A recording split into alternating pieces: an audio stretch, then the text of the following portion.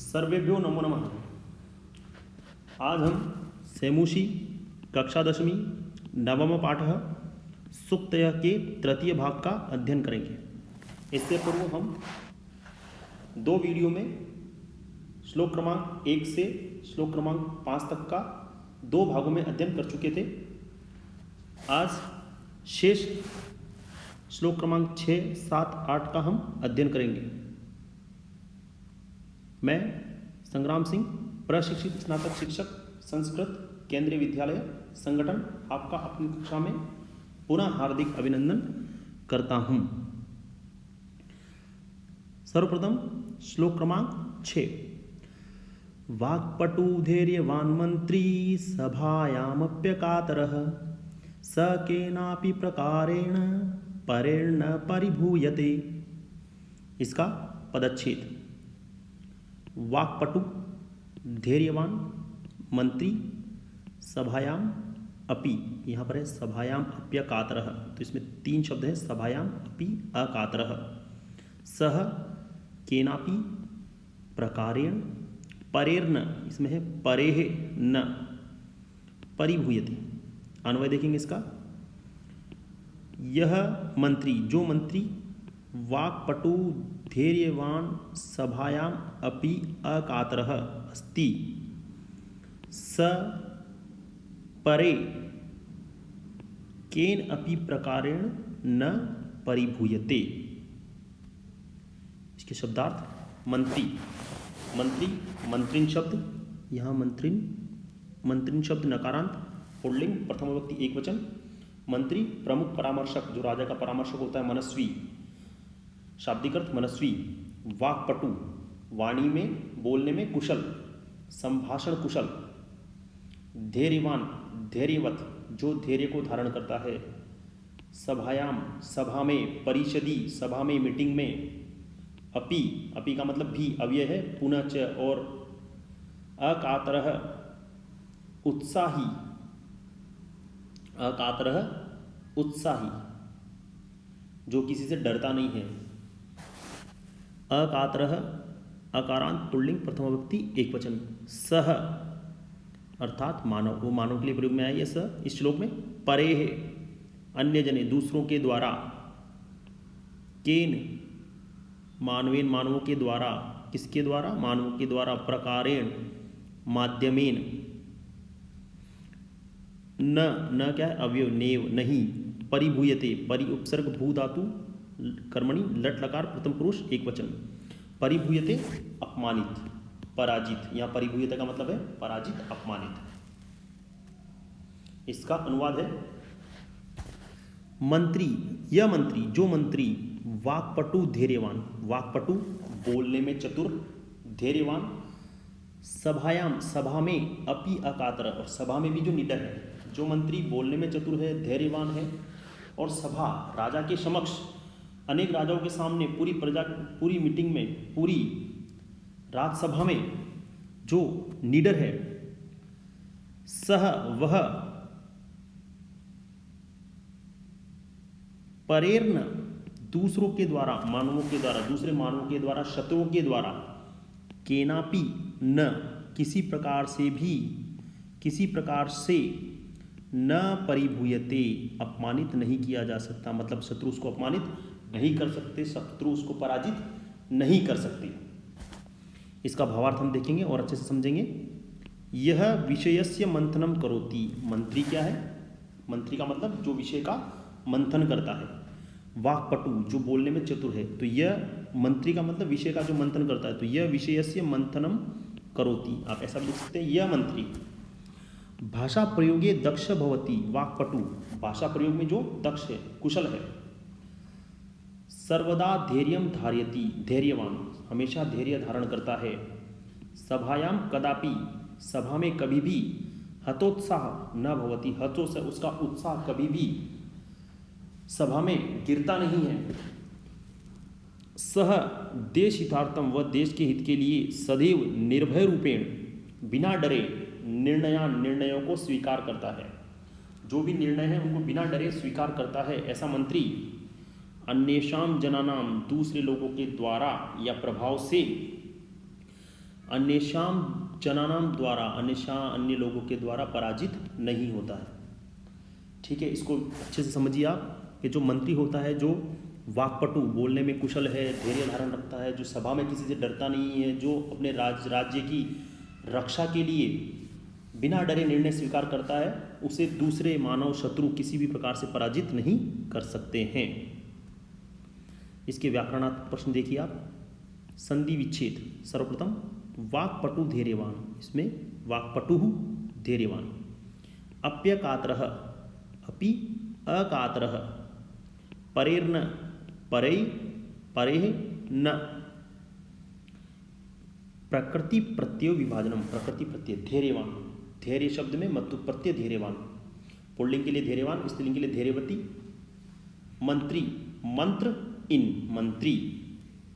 समासो विग्रहो वा, वाक्पटु, वाक्पटु बोलने में कुशल तो वाणी में पटु, वाची पटु तो वाणी में, तत्पुरुष समास सप्तमी तत्पुरुष। अकात्र, पूर्व वीडियो में हम देख चुके थे, अब्राह्मणम, असत्यम, अपक्वम, तो न कात्र, अकात्र, न कात्र इति अकात्र नय तत्पुरुष समास। अब इसके श्लोक आधारित प्रश्न। सर्वप्रथम एक पदेन उत्तर। एक पदे में क परे न परिभूयते, कौन दूसरों से पराजित अपमानित नहीं होता है, तो कौन नहीं होता है, एक पद में उत्तर देना है आपको। तो मंत्री। अत्र स इति पदम कस्मे प्रयुक्तम, ये जो स है वो किसके लिए प्रयोग में आया है, तो ये मंत्री के लिए आया है। तो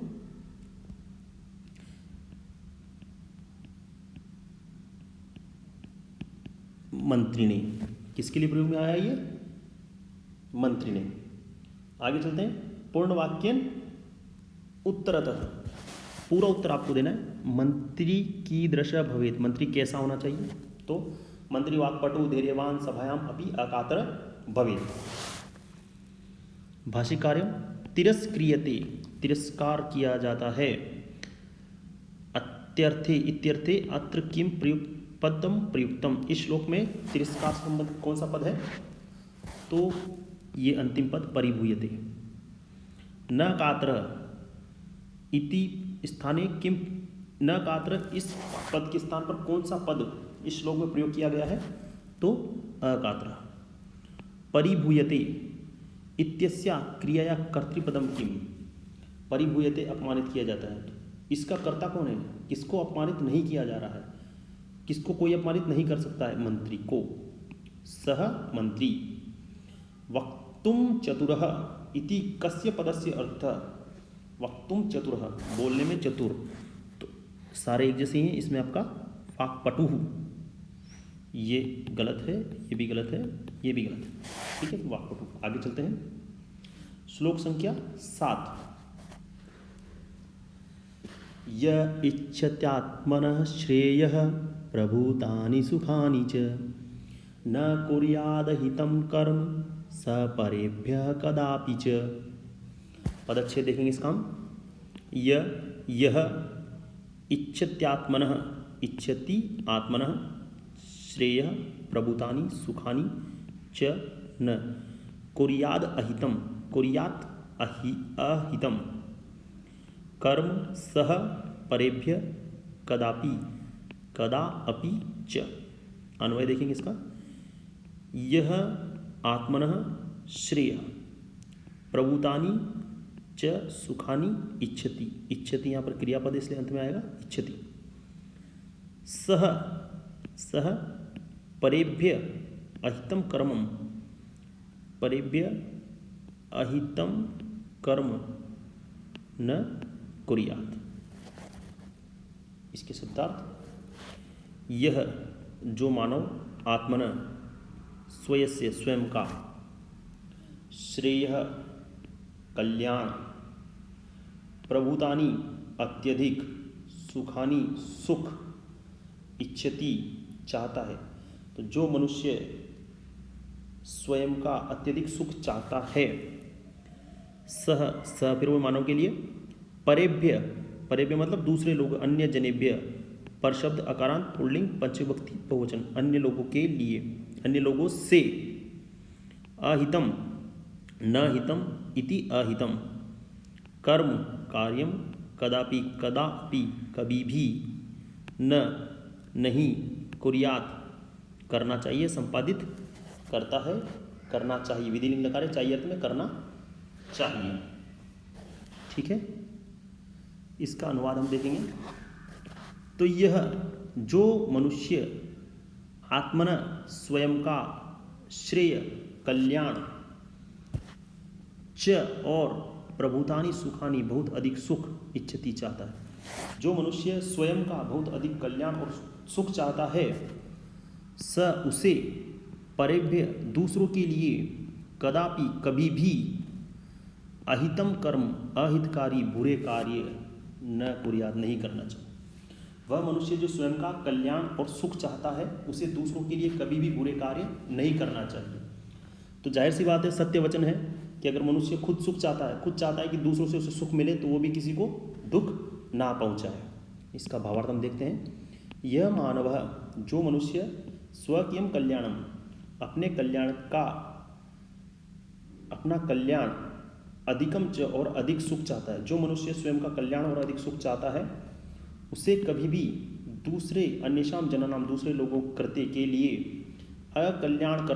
अकल्याणकारी कर्म बुरे कार्य न कुर्यात नहीं करना चाहिए, अपितु सर्वदा इसलिए हमेशा कल्याणकारी कार्य ही करना चाहिए।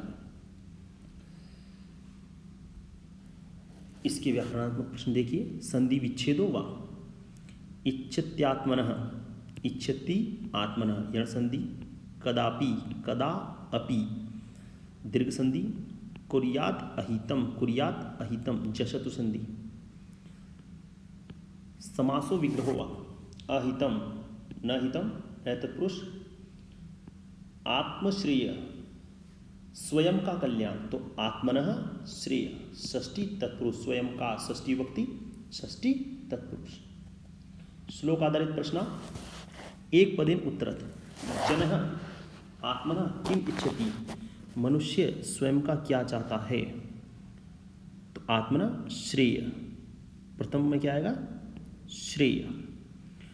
मनुष्य कति सुखानि इच्छति, मनुष्य कितना सुख चाहता है, प्रभुतानि, तो हम देखेंगे पहले में आएगा श्रेय, दूसरे में आएगा प्रभुतानि, कह परेभ्य अहितम न कुर्यात, किसको दूसरों से अहितम अकल्याणकारी कार्य नहीं करना चाहिए। तो यह आत्मना श्रेय प्रभुतानि सुखानि च इच्छति, जिसको स्वयं का कल्याण और बहुत अधिक सुख चाहिए उसे दूसरों का अहित नहीं, स परेभ्य अहितम न कुर्यात। इसका उत्तर आप यहाँ से भी लिख सकते हैं। यह मानव स्वकीयम कल्याणम अधिकम सुखम इच्छति स कदापि अन्येषां जनानां कृते अकल्याणकरम कर्म न कुर्यात, अपितु सर्वदा कल्याणकरम कर्म कुर्यात। तो यहाँ पर आपसे क्या पूछ रहा है, वो यहाँ पर पूछ रहा है कह परेभ्य, किसको दूसरों से अहितम कर्मम न कुर्यात नहीं करना चाहिए, किसको नहीं करना चाहिए, तो यह आत्मना श्रेय प्रभुतानि सुखानि च इच्छति सह परेभ्य अहितम न कुर्यात। ठीक है, आगे चलते हैं भाष्यकार्य। सुखानि अस्य पदस्य विशेषण पदम, सुखानि इस पद का विशेषण पद कौन सा, विशेषता बताने वाला शब्द कौन सा है, तो सुखानि, सुख कितने हैं, बहुत सारे, तो प्रभुतानि। कल्याणम इत्यर्थे अत्र किम पदम प्रयुक्तम, कल्याण के लिए इस श्लोक में कौन सा पद प्रयोग में लिया गया है, तो कल्याण के लिए श्रेय। कुर्यात इति क्रियापदस्य कर्तृपदम किम, कुर्यात करना चाहिए, क्या करना चाहिए, अहितम कर्म।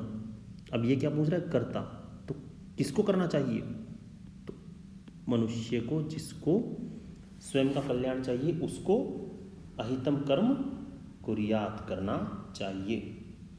न हितम इति स्थाने किम पदम प्रयुक्तम। यहाँ श्लोक में न हितम के लिए कौन सा पद प्रयुक्त में लिया गया है? अहितम, अहितम न हितम। ठीक है, आगे चलते हैं।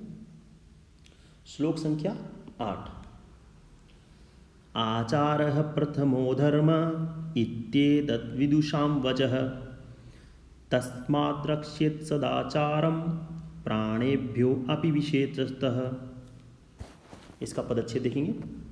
आचारः प्रथमः धर्मः इति इत्येतत् इति एतत् विदुषां वचः तस्मात् रक्ष्येत् सदाचारं प्राणेभ्यो अपि विशेषतः। ठीक है, इसका अन्वय।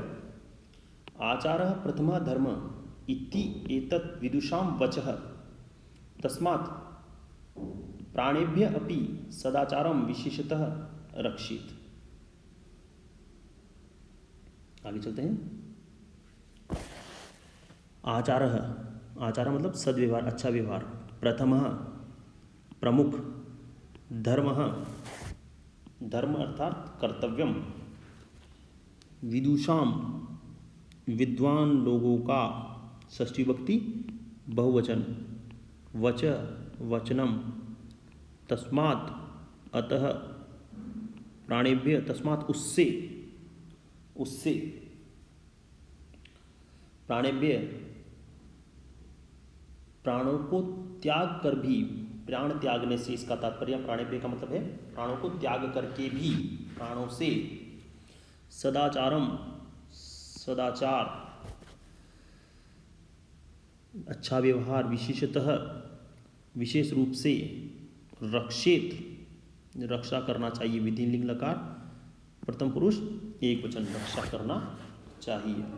आइए इसका अनुवाद हम देखते हैं।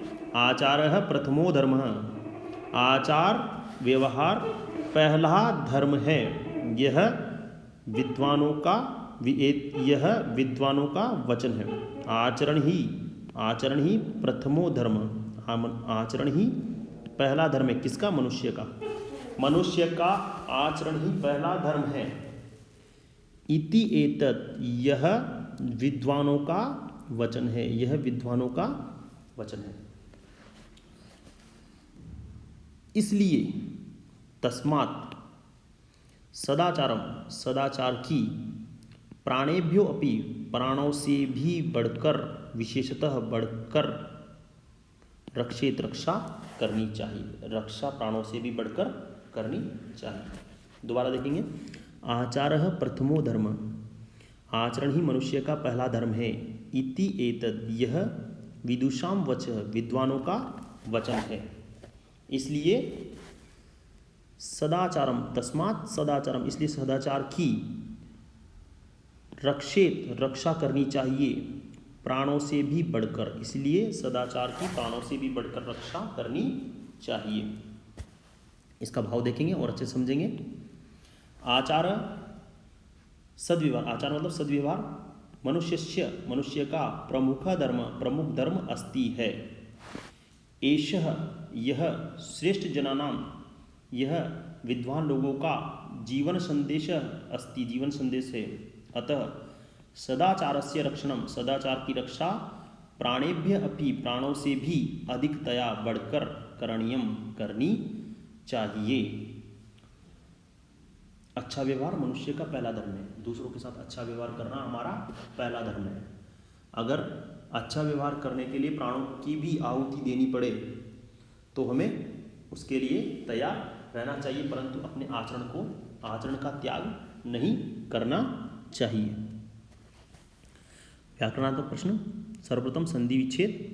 प्रथमो धर्म, प्रथमा धर्म, इत्येतत् इति एतत्, सदाचारम सत् आचारम, प्राणेभ्यो अपि, या इसको ऐसे भी लिख सकते हैं प्राणेभ्य अपि। ठीक है, यहाँ पर उत विसर्ग संधि, इति एतत् में यण, सत् आचरण में जशत्व, प्राणेभ्यो अपि उत्व विसर्ग संधि। समासो विग्रहो वा। विद्वत वच, विद्वत वच मतलब विद्वानों के वचन, तो विद्वानों के, यहाँ विभक्ति प्रयोग हो रहा है तो तत्पुरुष समास, कौन सी विभक्ति का प्रयोग हो रहा है? षष्ठी का तो विदुषाम वच षष्ठी तत्पुरुष। सदाचारम, यहाँ गलत लगेगा। सदाचारम मतलब शोभनम आचारम, कर्मधारय समास। क्यों? विशेषण विशेष्य भाव जहाँ पर होता है वहाँ कर्मधारय समास होता है। तो यहाँ आचरण की विशेषता है कैसा आचरण? शोभनम। ठीक है। श्लोक आधारित प्रश्न। क प्रथमा धर्म, पहला धर्म क्या है? तो पहला धर्म है आपके क प्रथमा धर्म आचारः प्रथमा धर्म। तो यहाँ पर एक शब्द में उत्तर देना है, तो आचारः। आचारः प्रथमो धर्म इति केशाम वचः। आचार पहला धर्म है, ये किसका वचन है? तो केशाम वचम, केशाम वचः विदुषाम वचः। प्राणेभ्य अपि विशेषतः क रक्षणीय, प्राणों से भी बढ़कर किसकी रक्षा करनी चाहिए? तो क की जगह आ जाएगा सदाचारम। तो उत्तर आपका होगा प्राणेभ्य अपि विशेषतः सदाचारम रक्षणीय, सदाचार की रक्षा करनी चाहिए। ये पूर्ण वाक्य उत्तर है, इसलिए आपको इसमें पूरा उत्तर देना है। क की जगह आ जाएगा सदाचारम, तो पूरा उत्तर हो जाएगा। भाषिक कार्य। श्लोके, इस श्लोक में दुराचारम इत्यस्य पदस्य विपर्यय पदम, विपरीतार्थक विलोम शब्द दुराचारम का विलोम क्या है? सदाचारम। प्रथम धर्म इति अनयो पदयो, प्रथमा धर्म, इन दोनों पद में विशेष्य पद क्या है? विशेष्य पद विशेषण और विशेष्य, विशेषता बताने वाला शब्द विशेषण और जिसकी विशेषता बताई जा रही है वो विशेष्य। तो ये प्रथमा धर्म, इसमें किसकी विशेषता बताई जा रही है? इसमें धर्म की विशेषता बताई जा रही कि वह पहला धर्म है। तो यहाँ उत्तर होगा धर्म। अगला है श्लोकस्य रक्षेत, रक्षा करनी चाहिए, यहाँ पर है ये रक्षा करनी चाहिए। इत्यस्य, इस क्रियापद का कर्ता क्या है? क्या होगा? किसकी रक्षा करनी चाहिए? किसकी रक्षा करनी चाहिए आपको? सदाचार की। तो इसका उत्तर होगा सदाचार। हमें किसकी रक्षा करनी चाहिए? सदाचार। एतत् इति सर्वनाम पद से प्रयोग कस्मै पदाय अभवत? एतत्, तो एतत् कहाँ पर है? एतत्, ये एतत् विदुषाम वचः। अब ये एतत् क्या है? क्या है विदुषा को यह मतलब ये बोल रहा है, ये एतत् जो सर्वनाम है ये किसके लिए प्रयोग में लिया गया है? तो किसके लिए प्रयोग में लिया गया है? सेंटेंस आप देखेंगे, एतद, यह, विदुषाम वचः, यह विद्वानों का वचन है। तो यह विद्वानों का वचन है, तो ये एतद का मतलब होता है यह। तो यह किसके लिए प्रयोग में लिया गया है? वचन के लिए। तो यहाँ पर उत्तर होगा वचस। इसी के साथ इन तीन भागों में आपके सेमुषी कक्षा 10वीं नवम पाठ सूक्तय का संपूर्ण श्लोकों का हमने अध्ययन कर लिया है। आप इसको ध्यान से पढ़ें, समझें और अच्छे से इसको समझने का प्रयास करें, क्योंकि इसमें अच्छे वचन हैं। सूक्तय नाम से पता चल रहा है, इनको जीवन में उतारें। धन्यवाद।